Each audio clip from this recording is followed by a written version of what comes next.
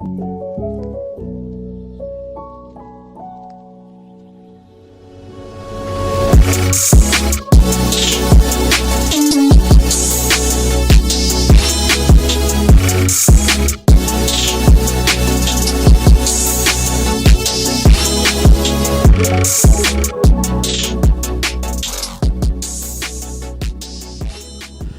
right, everybody, welcome to Cougar Blitz. It's AC or Austin over here, and we got Ami. What's up? We're just going to go over some of the top stuff from what happened last episode till now. Yeah. We're going to start off with basketball and just kind of talk about how that went. But the biggest thing is, I mean, honestly, Ethan and I were talking about, scary BYU showing up, and if second half BYU from that UConn game came to play, that it would be scary BYU. And I don't know, like box score of 70-98 against a top 25 team. It's pretty scary. Scary, to be honest.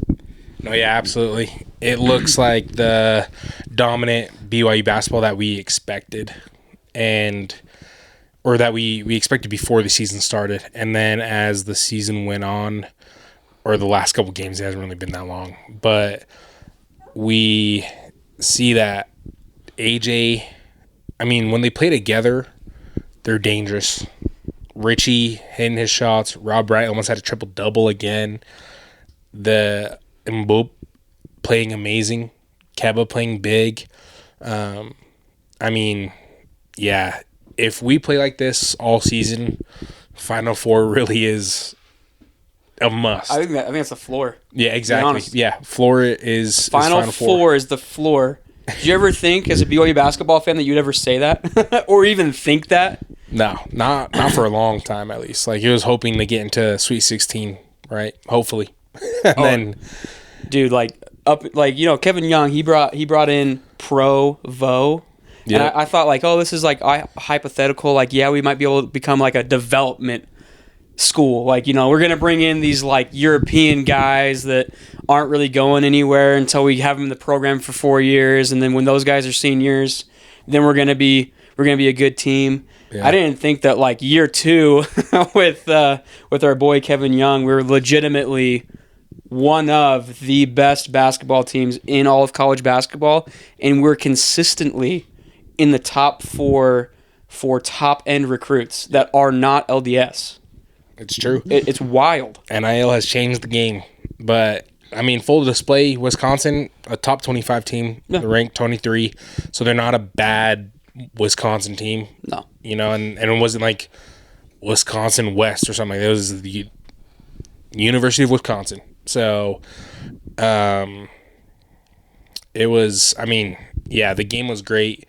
One of the things I did want to highlight about the game and going over it was Richie. I mean, he dropped 26. He led in scoring again, and he did amazing. And the 4-point play was so sick.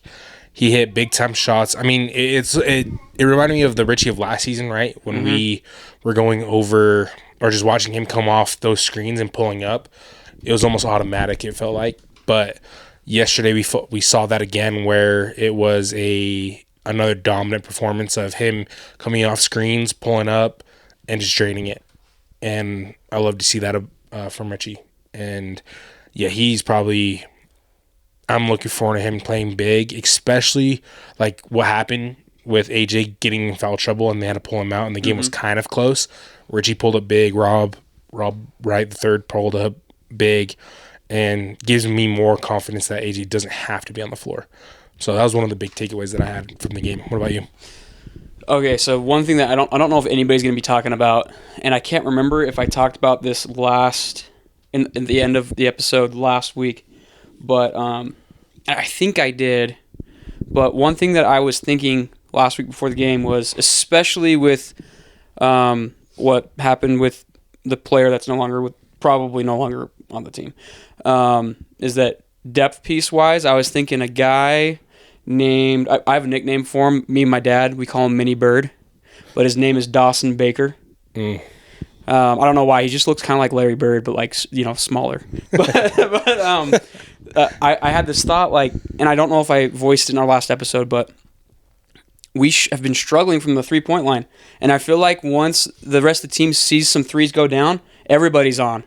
And they had Dawson as the starter this game, and he comes out and just drains a three in the first minute. And then he drains another three, and he, in my opinion, he's like this Energizer Bunny that when he starts making buckets, everybody else feels like they can go make buckets now. Yeah, he's the battery. And I just love Dawson Baker's play. I think I was hoping he would be more utilized this year because I think that he's just a really good go-getter when it comes to buckets. He's super consistent from the 3-point line, which we need.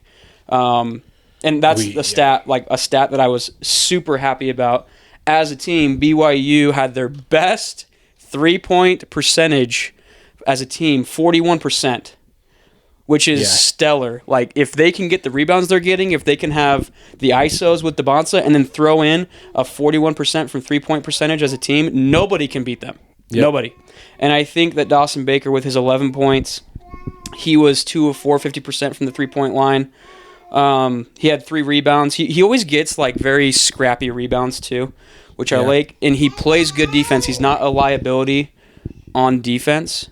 And so, for me, the biggest thing that sticks out that a lot of people don't talk about is how good it is to have somebody consistent and the little Energizer Bunny that you plug in. Yeah, he's not the best player on the team, but he's somebody that gets everybody else going, and that's Dawson Baker. Yeah, exactly. And a big thing for that 3-point percentage was we saw the shots drop, but it was also people were making their wide open threes. Mm-hmm. Finally, because against UConn in the first half, we had none. We airballed. Yep. We airballed a wide open 3, which was unreal. It was nice to see threes drop, and especially when AJ or Rob getting into the paint, kicking out, we finally hit those threes. Which, if we play like that in every game, it's gonna be scary. And we showed it against UConn in the second half, which you guys talked about. Us in the second half, scary. If we show up like that, the whole country's going to be on watch. Everyone's going to be like, look out for BYU, look out for AJ, and it'll be dangerous. And I think the whole thing is just people finding their rhythm. With Dawson Baker finding his rhythm, he hit a huge 3. That huge 3 against UConn, I feel like just kind of got him going a little bit more. And then Boscovich, he started hitting it. He hit a few in this game. And then I don't know his name off the top of my head, which I should. Number 2, I believe. Mers. He came in and finally hit a few threes. Yeah, which he was a pure shooter that we brought in just for that. And so him finding his rhythm a little bit, it's looking really good, and I'm excited. It makes me very, very excited about this team, especially going forward. Very, very early in the season. So being a BYU fan, we've always been really hyped about our team, and then we do really good, and then it's dang, good old BYU again. Yeah. And so it's very early in the season, but man, when you have people like AJ, almost guaranteed number 1 overall, or probably number 2, 1 or 2, and then you have Rob Wright and Richie, those 3 guys. Yep. Take over. Yeah, I'm excited. It's crazy saying that because this freshman class in college basketball is ridiculous. You've got Noah Pete at Arizona. That dude's kind of come out of he was a high-end recruit, but nobody expected him to be like he is. That dude, if he keeps on playing like he's playing, I wouldn't be shocked if he's number 3.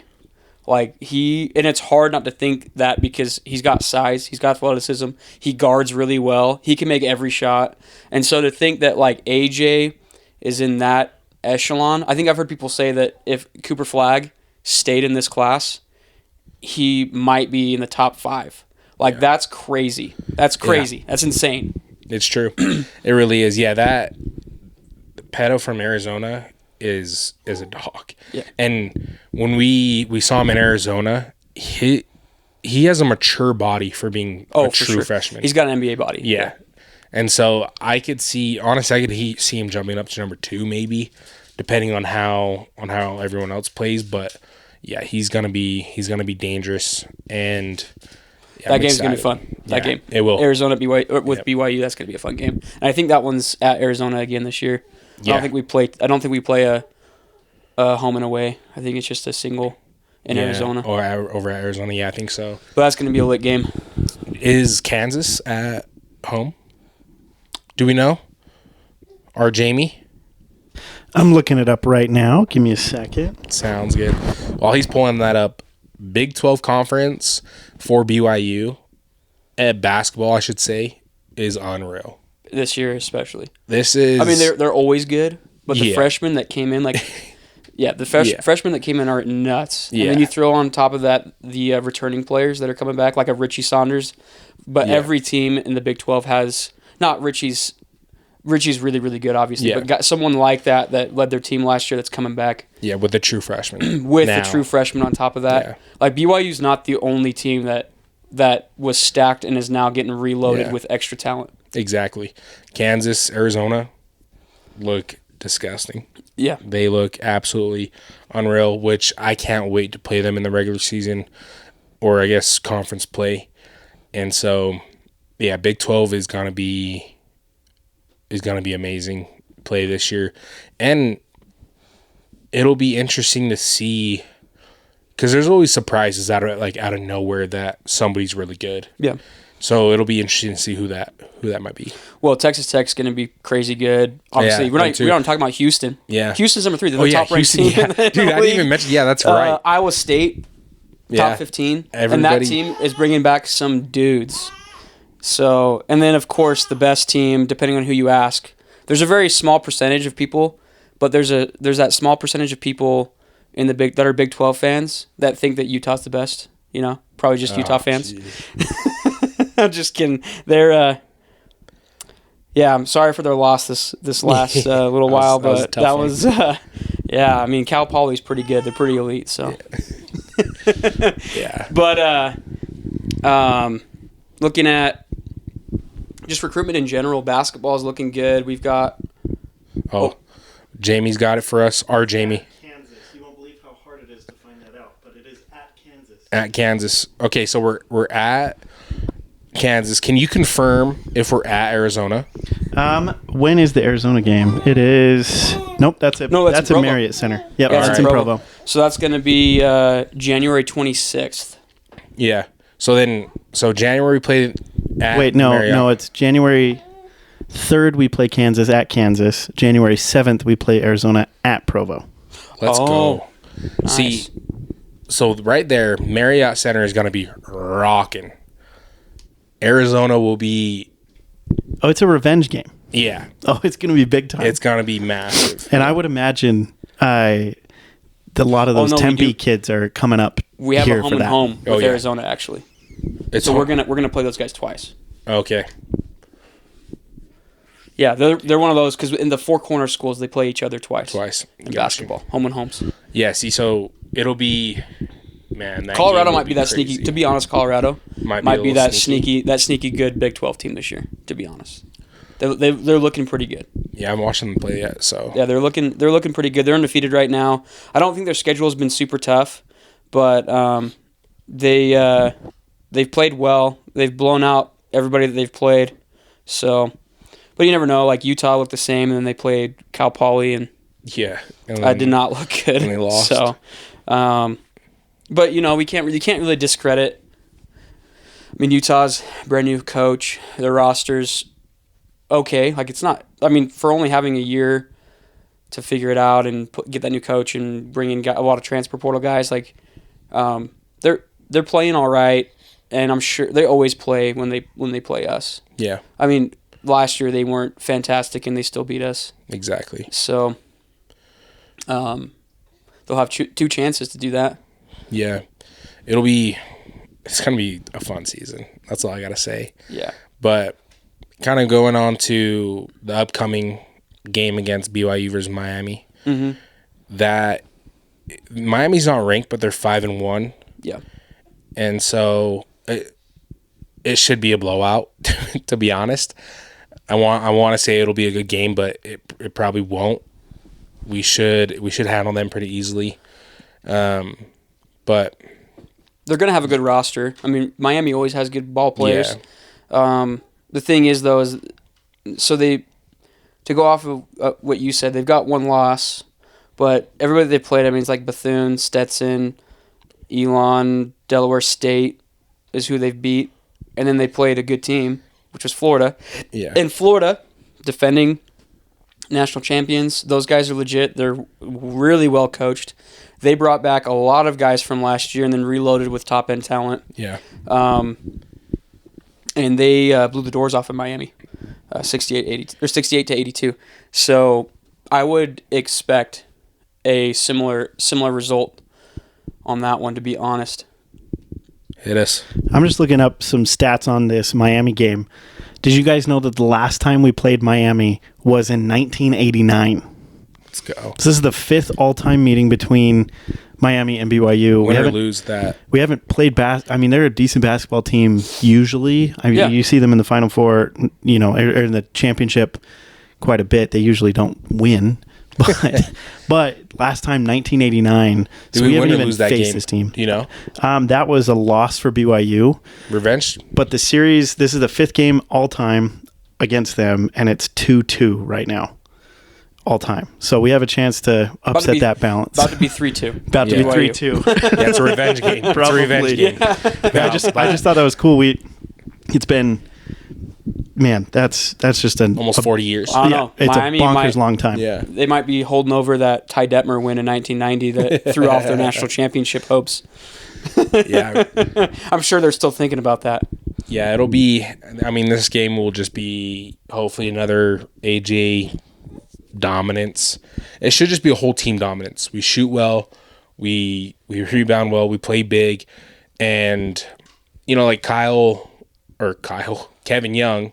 I don't know why I said Kyle, but Kevin Young, when he first came back, you know, he talked about how BYU used to get beat up. Like, and we were the ones getting beat up. Now it's our turn to beat up people. Yep. This is a game, for an example, to be put out. BYU's a legit top-end team. Beat them by 20 plus, maybe 30, and move it along. Yep. Yeah, man. One thing that I was just thinking, to be honest, is you imagine if Yegor Demon decided to come back for another year? Bro, that would be... But see, the thing is, though, who would start? Rob or Yegor? I mean, to be honest, I think they put Rob at shooting guard and have Yegor at point. At point. Or kind of swap the two. that, yeah. Yeah. I do have the starting lineup for the game. Let's hear Is it. projected. It looks like Robert Wright, AJ DeBonsa, Kiba, Richie, and Dawson.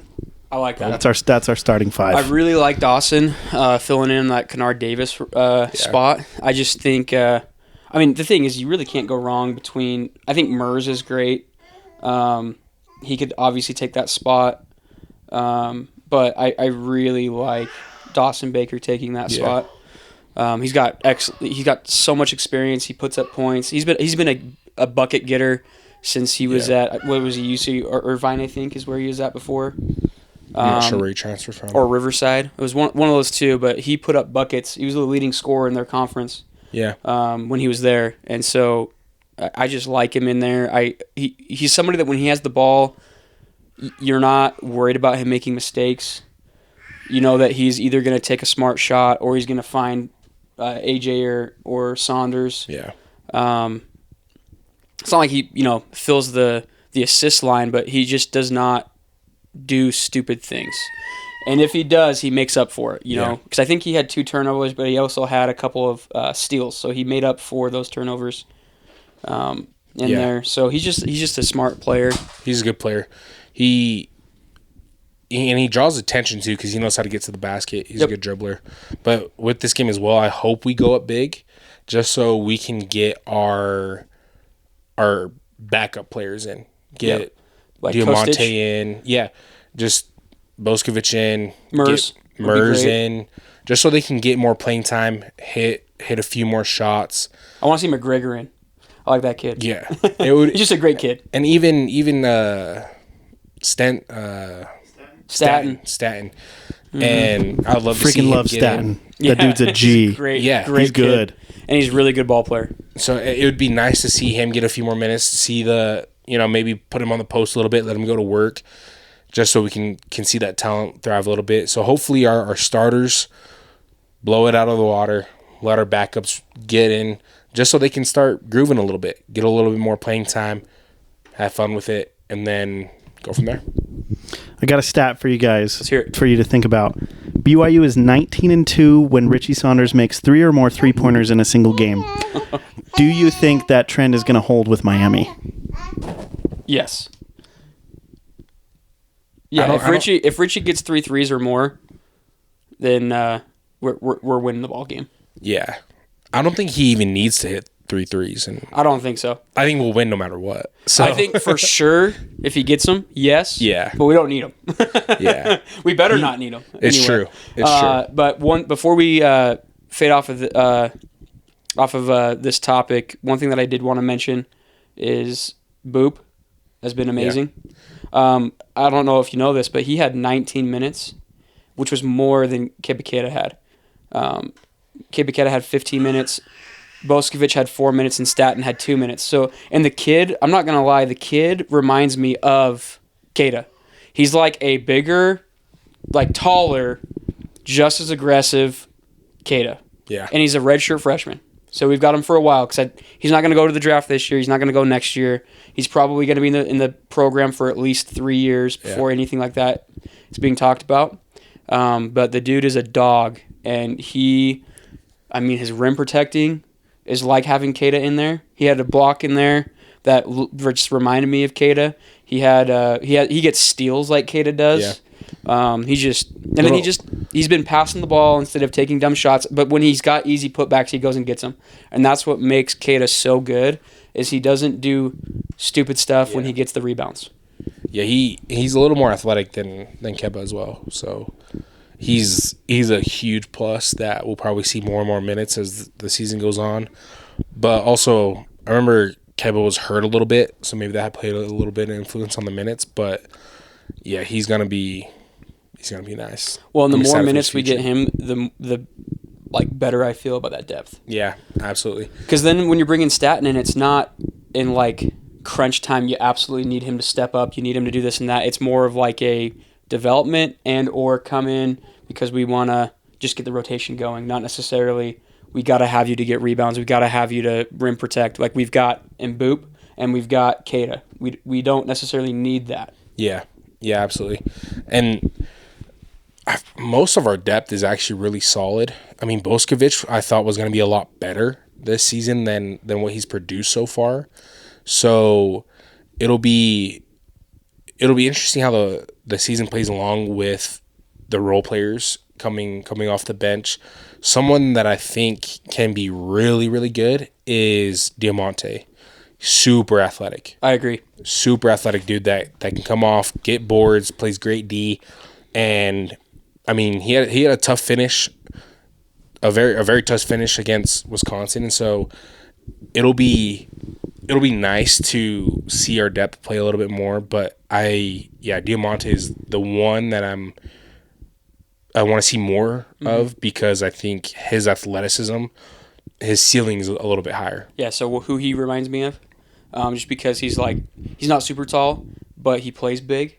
He's almost like a Draymond Green. Like we could play him like that, where he could play the 3, he could play the 4. And if needed, he can play the 5 because he's aggressive enough and he's athletic enough. Yeah. That in crunch time, or if we're running a small lineup, he can do that. And that's what I really like about him is I feel like he could be that kind of like Draymond Green type, and he's got a lot of aggression, kind of like Draymond does. Very similar to Mboop, but smaller and more athletic. The dude's a freak when it comes to athleticism, and he makes buckets. You know, he can make threes. He's not the most consistent at the 3-point line, but he's good. And then if he's around the rim, he's lethal. Yeah, absolutely. So with that, depth I think is great.